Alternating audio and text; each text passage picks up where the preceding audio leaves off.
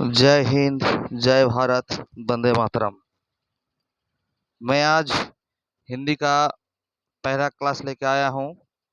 Child development and pedagogy का class के बाद आज हिंदी का क्लास है मेरा। चर्चा करेंगे महत्वपूर्ण पर्यायवाची शब्द के बारे में। तो देर ना करते हुए मैं क्लास को प्रारंभ करता हूँ। उम्मीद है कि आप लोगों को ये क्लास बहुत अच्छी लगेगी।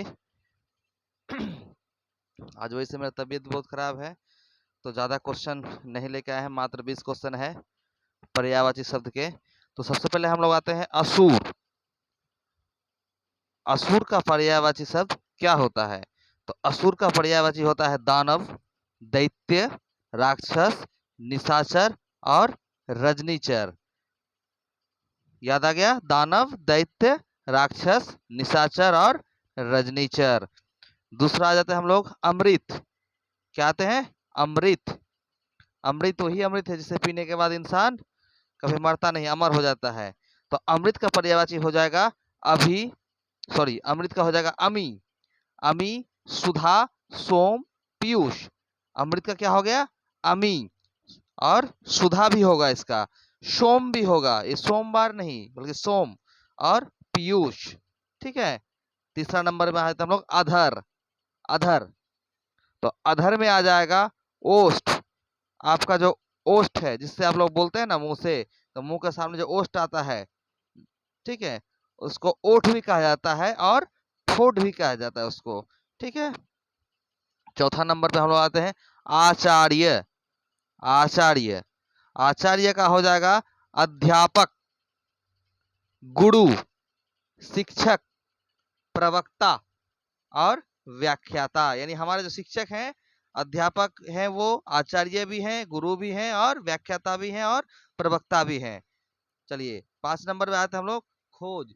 किसमें आते हैं? खोज। कोई चीज का खोज करना, तो खोज। खोज का हो जाएगा पर्यायवाची अन्वेषण करना, यानी ढूंढना कोई चीज को। अनुसंधान, शोध, गवेषणा। ठीक है। छठा नंबर पे आया था हम लोग बेइज्जती। किसी का जो इंसल्ट होता है वो बेइज्जती की बात बता रही है यहाँ पर। ठीक है। तो बेइज्जती का पर्यायवाची हो जाएगा अवमान, अपमान। ठीक है। बेइज्जती क्या होगा? अवमान भी होगा और अपमान भी होगा, अवज्ञा भी होगा, अनादर भी होगा, निरादर भी होगा और तिरस्कार। तो एक साथ कैसे बोलेंगे हम लोग? अवमान, अपमान, अवज्ञा, अनादर, निरादर और तिरस्कार। ठीक इस तरह से हम लोग को पढ़ना है। ठीक है। आलसी। आलसी जो आलस होता है ना। निकम्मा, निरुद्दमी, काहिल। निकम्मा मतलब कोई काम नहीं करता है। ठीक है। निरुद्दमी जिसका अंदर कोई उद्यम ही नहीं है, कोई काम करने के लिए उत्साह नहीं है, उसे निरुद्दमी कहा जाता है। ठीक है। उसके बाद दामन। दामन जानते हो? वही दामन जिसमें मम्मी का पैसा रहती है आंचल में, जो खोल के देती बचपन में। तो दामन, दामन का अर्थ होता है आंचल, पल्ला, छोर, कोर। ठीक है। दामन को क्या बोलता है?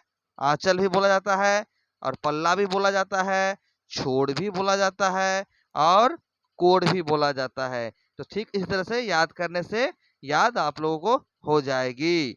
आतंक। आतंक जो आतंकवादी, हाँ वो आतंकवादी है, ये आतंक हो गया। ठीक है। हाँ हाँ हाँ, ये आतंक है। तो आतंक का अर्थ होता है उपद्रव, अति भय, यानी सबसे ज्यादा भय लगता है आतंक से। संत्रास और दहशत, जिस तरह तालिबानियों ने अफगानिस्तान पर किया, ठीक है, वो है आतंक, डर फैलाया, ऐसे वो लोग आतंकवादी है। तो आतंक का हो जाएगा उपद्रव, अति भय, संत्रास और दहशत। ठीक है। अंत में आते हैं अप्सरा। अप्सरा, अप्सरा का होता है सूरवाला, देववाला। अप्सरा कौन? जो इंद्र के सभा में जो नाचती है, उसे उसे क्या कहा जाता है? अप्सरा कहा जाता है। उसे क्या कहा जाता है? अप्सरा। तो अप्सरा का हो जाएगा सूरवाला और देववाला। ठीक है। आश्रम, आश्रम जहाँ पे साधु संत सब रहते हैं ना, वैरागी लोग रहते हैं, उसे क्या कहते हैं हम लोग? आश्रम। तो आश्रम का पर्यायवाची हो जाएगा मठ, संघ और विहार। यही बौद्ध विहार, जो बौद्ध लोग बिहार में आए थे उसे विहार कहते हैं। तो आश्रम का हो जाएगा मठ, संघ और विहार। जैसे आनंद मठ, उसके बाद बेलूर मठ, ये सब आश्रम है, ठीक है, विहार, ठीक है। आंसू, आंख से जो पानी निकलता है उसे क्या कहते हैं हम लोग? आंसू। तो आंसू का पर्यायवाची शब्द क्या है? देखिए, अश्रु। क्या है? अश्रु। नैन जल, नैन मतलब आंख, जल मतलब पानी, तो आंख का पानी को क्या बोला जाता है? नैन जल। उसके बाद आ जाते हैं क्या? नेत्रवारी। नेत्र मतलब हो जाता है आंख, वारी मतलब हो जाता है पानी या जल, तो आंख का पानी को बोला जाता है नेत्र वारी। नैन नीर, आंख का और एक नाम नैन है ना, तो नैन नीर, ठीक है। याद रखिएगा, दीर्घिकार हर्षिकार में और ये रॉ और डायमंड रॉ में अंतर होता है, ठीक है। तो हो गया आंसू का अश्रु, नैन जल, नेत्रवारी, नैन नीर, ठीक है। अब आता है अंश। अंश, अंश का क्या होता है? ओम में अनुस्कार तालवस्व, अंश का होता है भाग, ठीक है, हिस्सा, खंड। जैसे कोई भी चीज का हम लोग बंटवारा करते हैं ना, उसे अंश बोला जाता है, ठीक है। ये वो अंश है, भाग, हिस्सा और खंड, ठीक है। हो गया। अब हम लोग आ जाते हैं 14 नंबर में, ईर्षा। क्या है 14 नंबर में? ईर्षा। तो ईर्षा का हो जाएगा जलन। क्या हो जाएगा ईर्षा का? जलन। कोई किसी से ईर्षा करता है यानी जलन करता है, जलता है, ये इतने इसका इतना प्रॉपर्टी है, धन संपत्ति है, इससे तो जलन होता है ना, तो ईर्षा का हो जाएगा जलन, डाह। क्या हो जाएगा? डौ में आकर हो, डाह। मत्सर, मौत, आधा तो, दांसर और मत्सर और कुढ़न, ठीक है, और द्वेष, ठीक है। ईर्षा का हो जाएगा जलन, डाह, मत्सर, कुढ़न, द्वेष, ठीक है। अब आ जाते हैं 15 नंबर हम लोग इंद्र के बारे में। किसके बारे में? इंद्र के बारे में। हाँ हाँ, इंद्र, देवता के राजा इंद्र जो है, देवराज। तो इंद्र का हो जाएगा सुरेंद्र, सुरपति, पुरंदर, कौशिक और देवराज, यानी देवताओं के राजा। तो आ गया समझ में? सुरेंद्र, सुरपति, पुरंदर, कौशिक और देवराज। कोई सा किस तरह का डाउट? ठीक है। हाँ, 16 नंबर में इनाम। क्या है? इनाम। हाँ हाँ, तोहफा, तोहफा, इनाम, हाँ। उपहार, पुरस्कार, पारितोषिक, ठीक है। क्या होगा? उपहार भी हो जाएगा, पुरस्कार भी हो जाएगा, पारितोषिक, हाँ, तोहफा भी लिख सकते हो, कोई दिक्कत नहीं है, ठीक है। उपवास, उपवास करता है ना कोई, हाँ हाँ, कोई भगवान का उपवास जो करते हैं भूखा रह के, हाँ, तो वही उपवास। हर्षौ प वो में आकर दांसो है, ठीक है। शायद आप लोगों को दिखाई कम पड़ रहा होगा, रेड पेन में, कल से हम कलर चेंज कर लेंगे इसका।